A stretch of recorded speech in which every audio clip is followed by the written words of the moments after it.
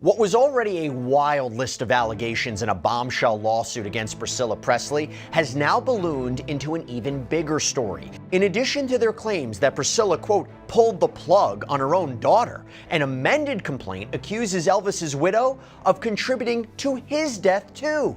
Welcome to Sidebar, presented by Law&Crime. I'm Jesse Weber. All right, so before we get started, I got to address this elephant in the room. Yep, this looks horrible. It's a sty. It is bad. It hurts. It is disgusting. We're probably going to cover me with a lot of B-roll throughout the course of this episode, but I just wanted to give you this warning. This is why I look like this. It's going to take a little time. Got to work it out. I think it's bad makeup or something like that. But yeah, that's what's happening. Let's go into the story.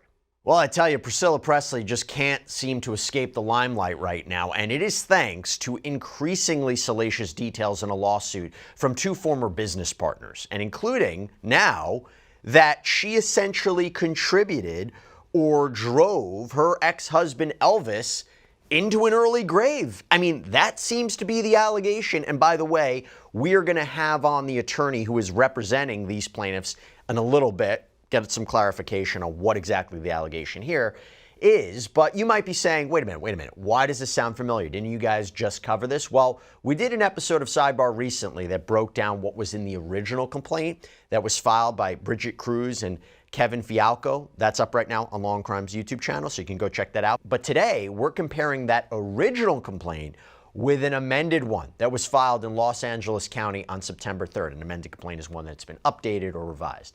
And before we get into what is new, and you can see there is a lot, I want to catch you up on the overall claims of the first lawsuit and what is involved and who is involved, okay? So we have Cruz and Kevin Fialco. They are self-described entrepreneurs who were really big in the world of Elvis Presley memorabilia. And they apparently started working with Priscilla Presley, right? Elvis's widow, years ago, helping her manage her brand and use her name, image, and likeness to make money. That's what the lawsuit alleges. But they also allege that Priscilla was making moves behind their backs to get more money for herself and basically cut the two of them out of future deals. So in addition to what is now 16 claims related to this business, things like breach of contract, intentional interference with prospective economic advantage, the plaintiffs lay out a lot of alleged drama they say was happening behind the scenes. And those accusations do not paint Priscilla in a flattering light. No. So Elvis and Priscilla, as you may know, had just one child during their brief marriage, a daughter named Lisa Marie. Elvis died in 1977, and as Lisa Marie grew up, she and her mother apparently had this tumultuous relationship. Elvis had apparently left his entire estate in a trust to Lisa Marie, which she inherited when she turned 25. The original lawsuit that we're talking about here says that in 2010, Lisa Marie ended up listing Priscilla and Barry Siegel as co-trustees. So Siegel, by the way, was Priscilla's longtime financial manager. When Lisa Marie allegedly found out that they were reportedly mismanaging her money, she changed the trust to make herself trustee and listed her son Ben and daughter Riley Keough as the ones who would inherit.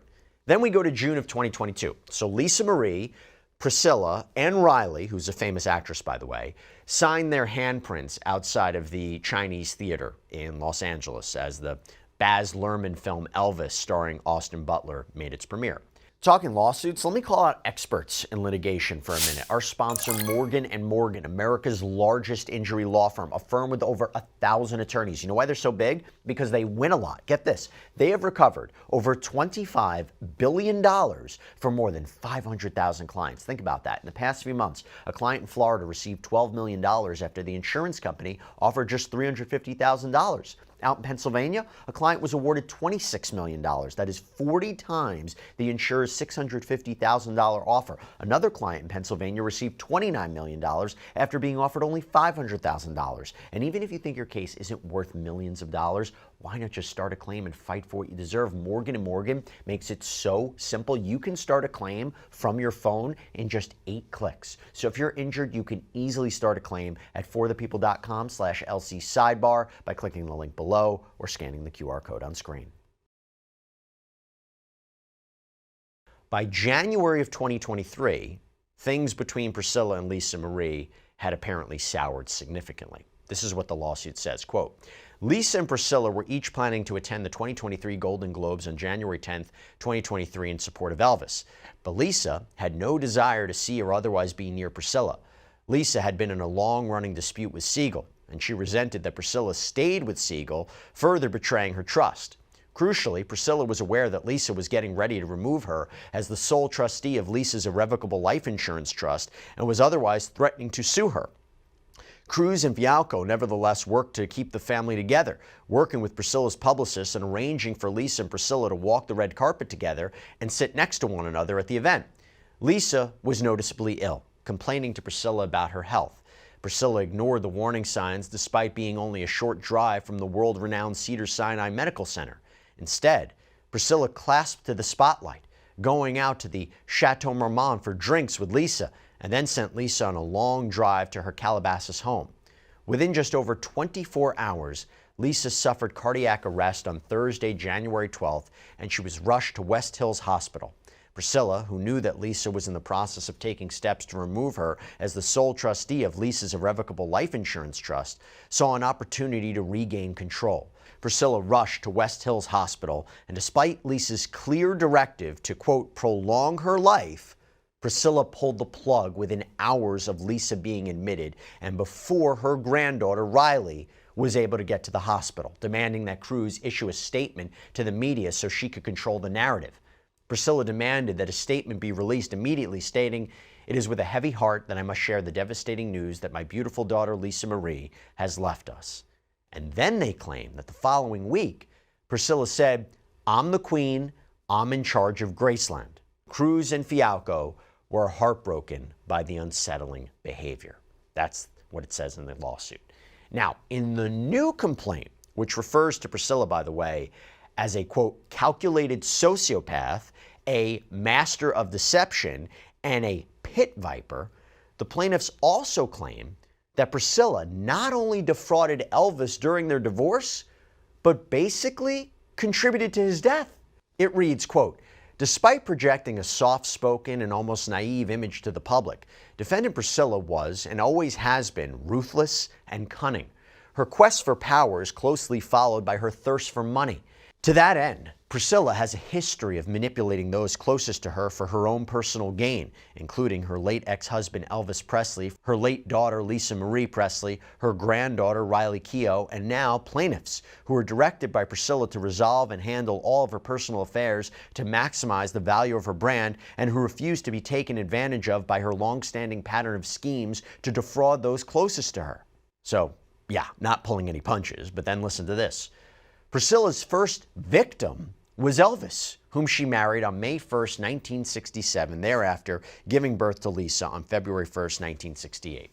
After just over 5 years of marriage, Elvis and Priscilla divorced, entering into a property settlement agreement and marital termination agreement, each on August 15th, 1972. Under the marital dissolution agreements, Priscilla unequivocally waived the right to inherit anything from Elvis's estate. And then in bold, Priscilla knew she was entitled to inherit nothing from Elvis. So this lawsuit, this complaint, even includes an exhibit that appears to feature some of that legal paperwork from the legal battles in the 1970s, showing a section entitled Waiver of Right to Inherit. And this exhibit appears to be a section from a legal agreement, and it says, each party waives any and all rights to inherit the estate of the other at his or her death. Okay. So let's look at how the assets were broken down according to this lawsuit. It reads, under the marital dissolution agreements, Priscilla was to be paid $100,000, so equivalent to about $772,842.11 presently, broken down into two separate payments of $50,000 each. She also received a 1971 Mercedes-Benz, a 1969 Cadillac Eldorado, and a 1971 Harley-Davidson. Elvis agreed to pay $500 per month in child support, equivalent to about $3,864.21 presently, until Lisa reached 18 years of age, and agreed to pay $1,000 per month in spousal support for 5 years, equivalent to about $7,728.42 per month presently. Elvis also agreed to pay for Lisa's medical insurance and education, and agreed to secure a life insurance policy for Lisa's benefit. So it sounds like a pretty good deal, right? The lawsuit claims Priscilla wasn't very happy. Quote, out of pure greed, Priscilla claimed that what she received was, quote, not enough for her to live on, and that she attempted to set aside the default entered against her, seeking to effectively unwind the marital dissolution agreements, feigning ignorance. Priscilla claimed that Elvis defrauded her, asserting that Elvis promised to always take care of her. Elvis opposed Priscilla's claims, arguing that Priscilla previously urged him, I do not want to take you, I want only to know that I can live comfortably. So the former couple went back to the negotiating table where the lawsuit claims that Elvis was, quote, forced into entering a modified settlement and marital termination agreement on October 4th, 1973.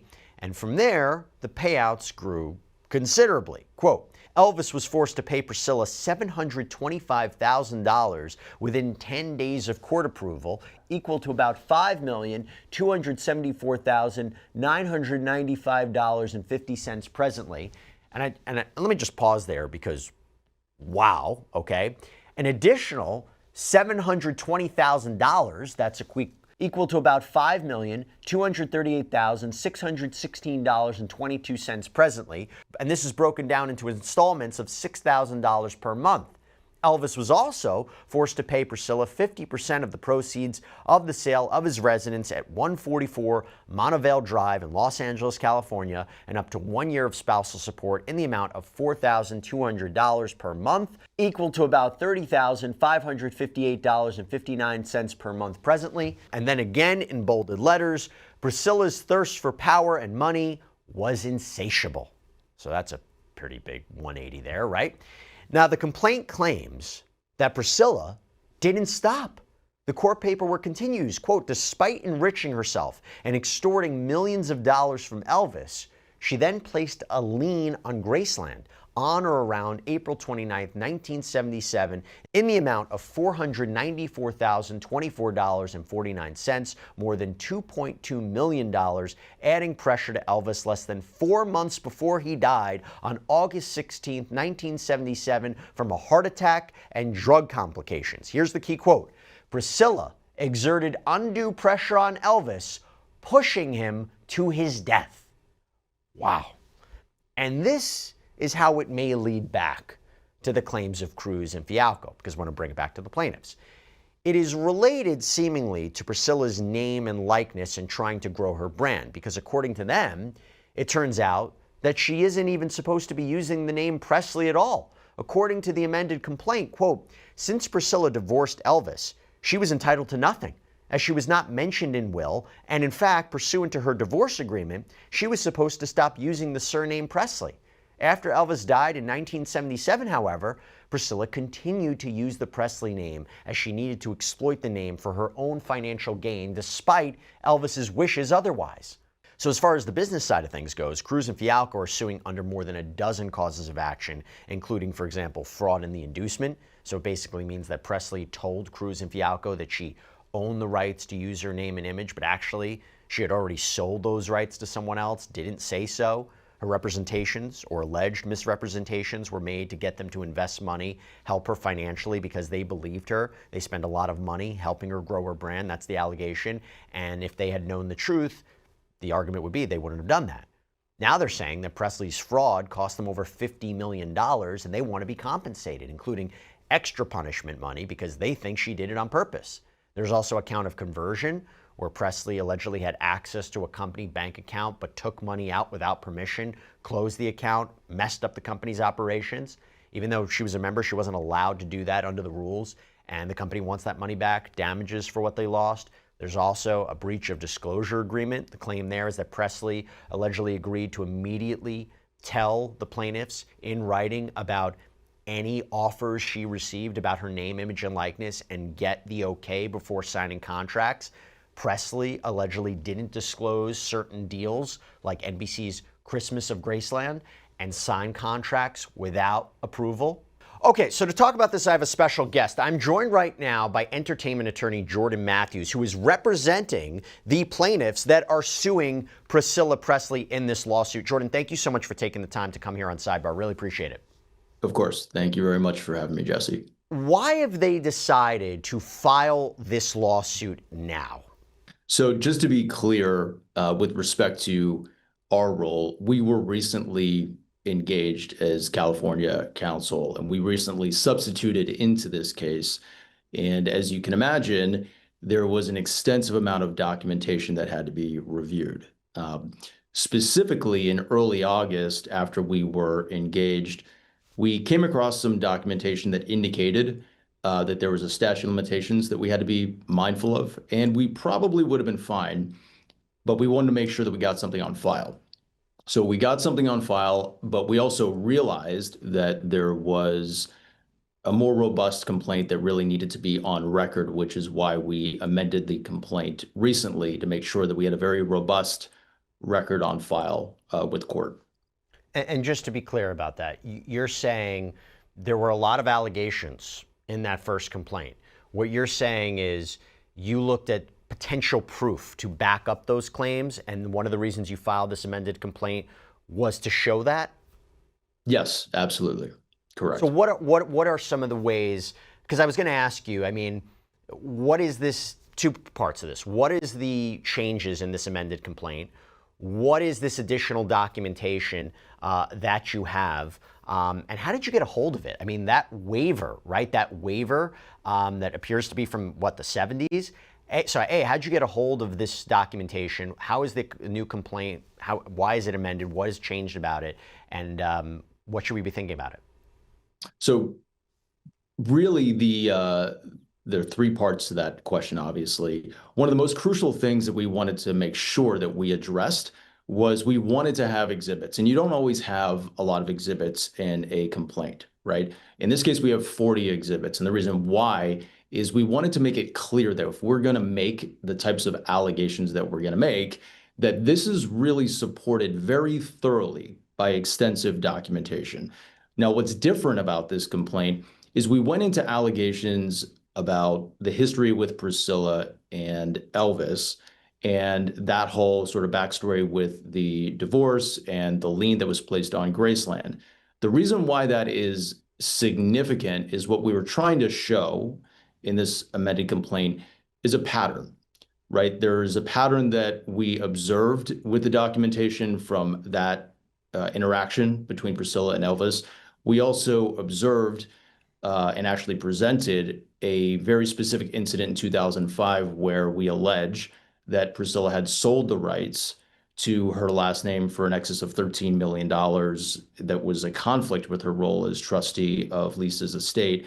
And so the additional allegations were to back up the credibility of our overall allegations.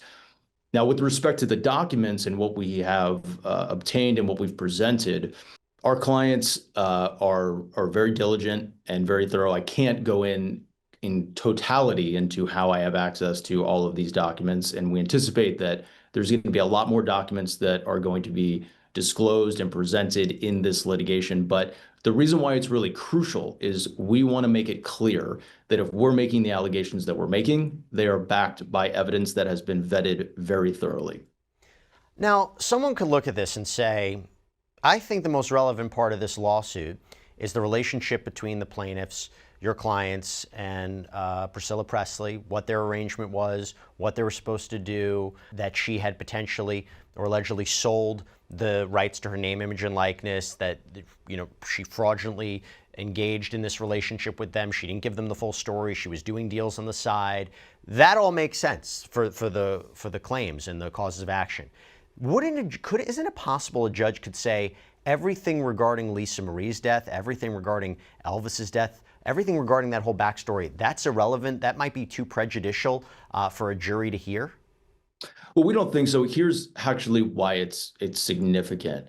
Our clients they formed several companies, right? And these companies were set up specifically to really salvage and grow and exploit for purposes of creating revenue, Priscilla's brand.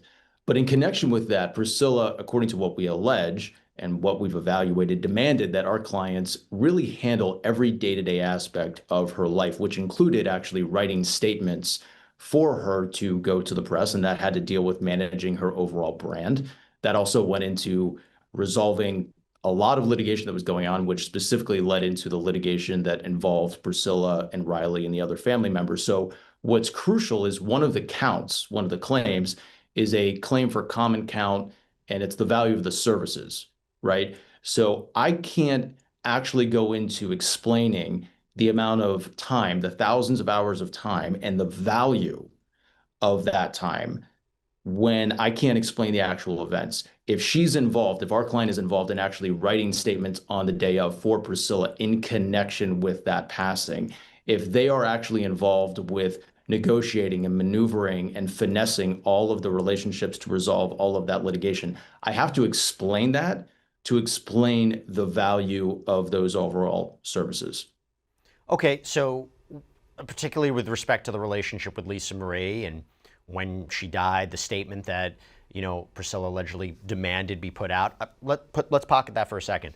How is it relevant regarding Elvis and his death and their divorce and their financial arrangements? I just want to clarify it. Absolutely. Very good question. So again, what it goes down to is one of the claims, also aside from the common count, is a claim for fraudulent inducement. And so as you know, that is about material information, right? So if there's material information that is not disclosed before entering into a contract, into an arrangement, that's relevant to a fraud claim. So we can look at two issues, right? We look at the fact that our clients were investing into the brand, into the name, image, and likeness. If it had been disclosed that she had sold those rights back in 2005, our clients never would have made that investment.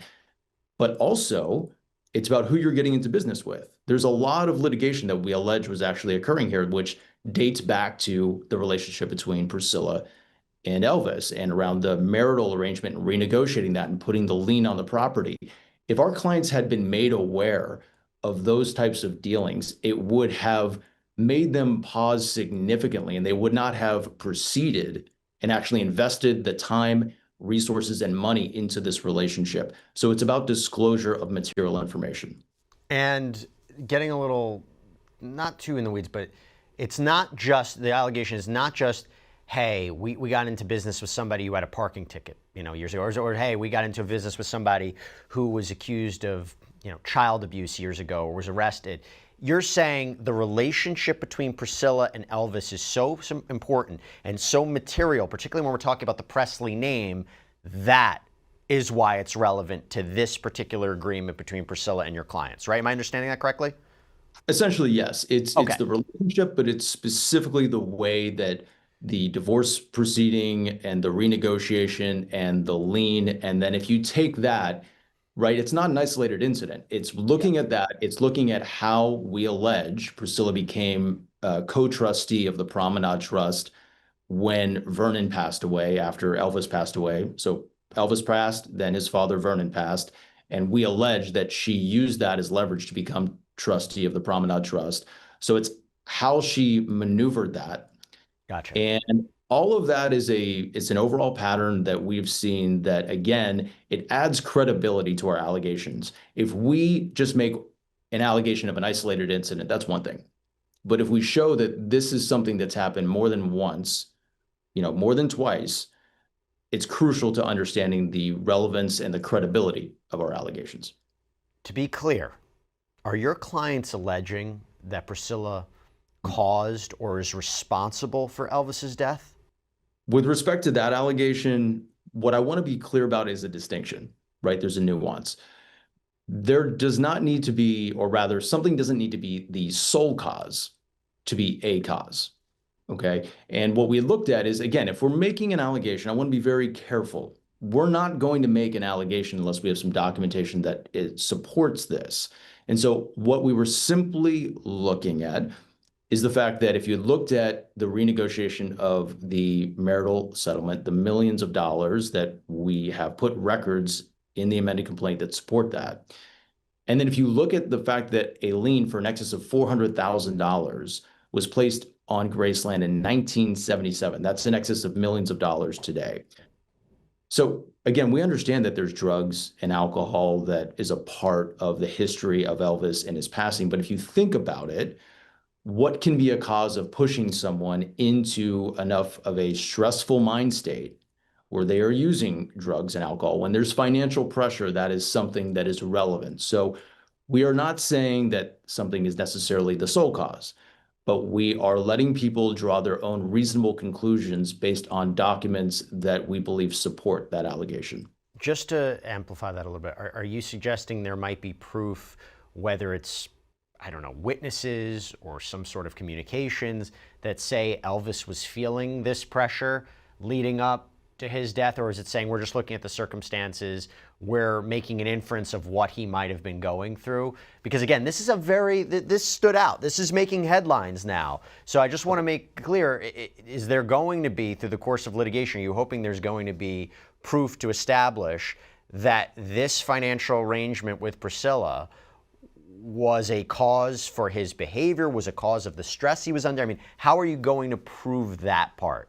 So we're making an inference based on documents that we've presented, but also we have been very diligent and we are talking to a lot of people that are closely connected with those circumstances. And if it's appropriate and if it's necessary, if the court requires us to do so, then we do intend to present witnesses who would substantiate these allegations. And as far as Lisa Marie's death, the idea of pulling the plug, how do you intend to prove that?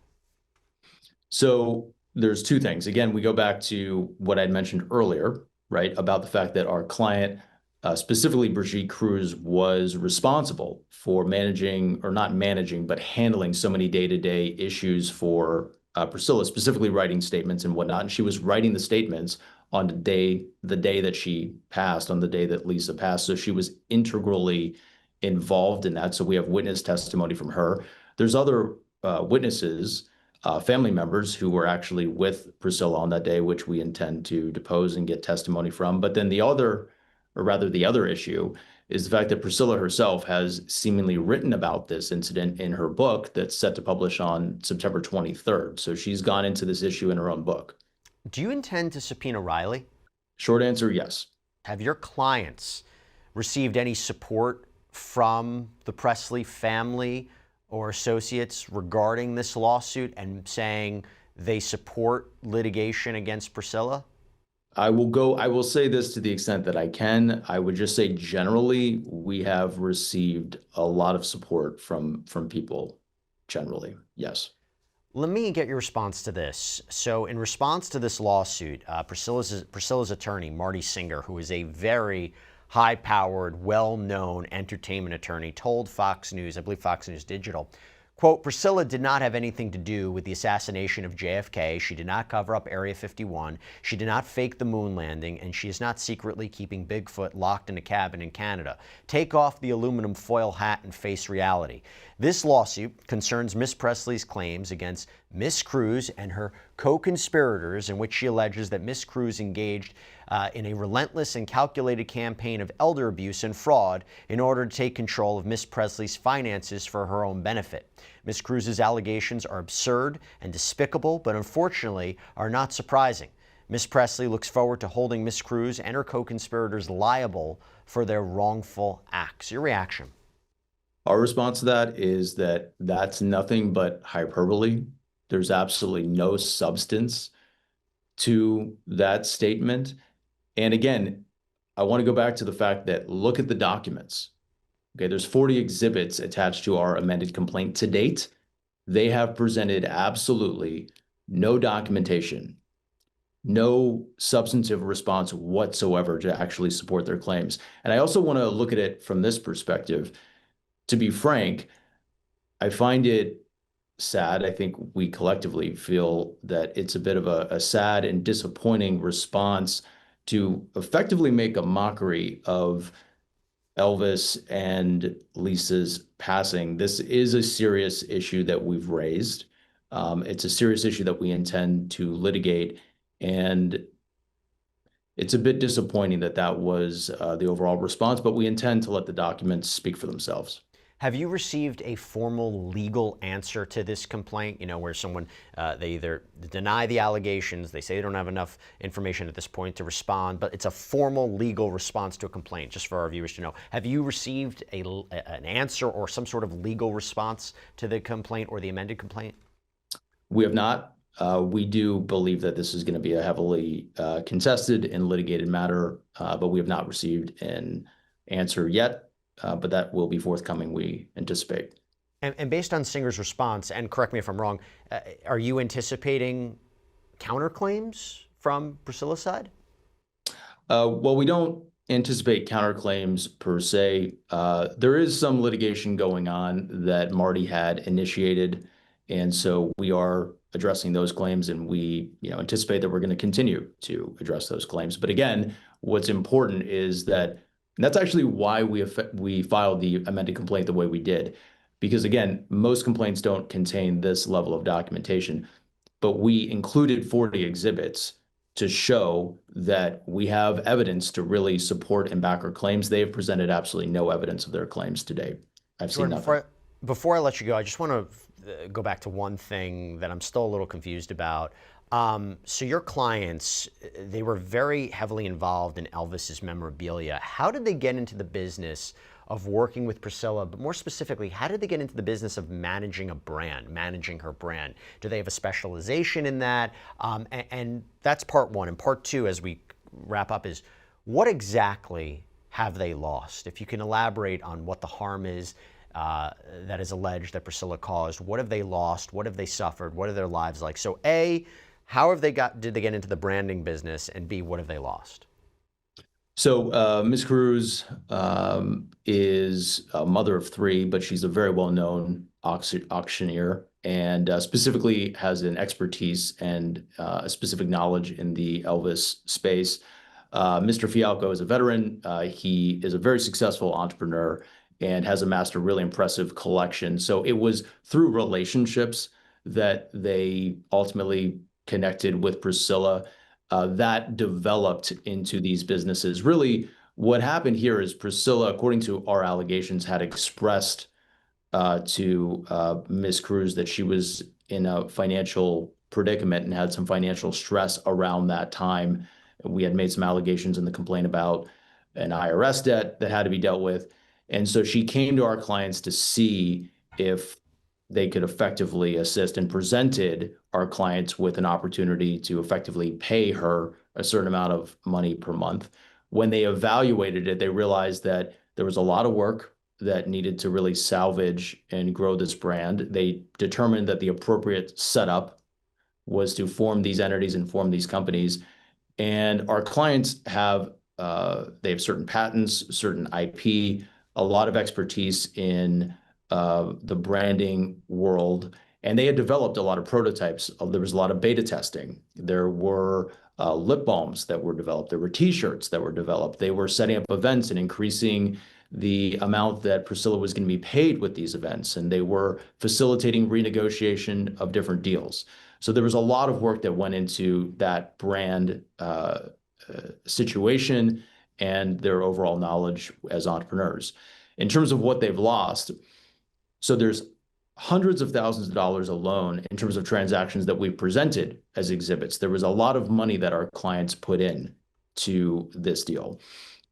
In addition to that, as I mentioned before, our clients basically put their businesses on hold in many respects while they were handling all of these issues for Priscilla. And so there's thousands of hours in terms of the value of their time that they've lost at this point. But the other issue is, again, we go back to the fact that if Priscilla was getting paid to do an event, right, that money would go into the company.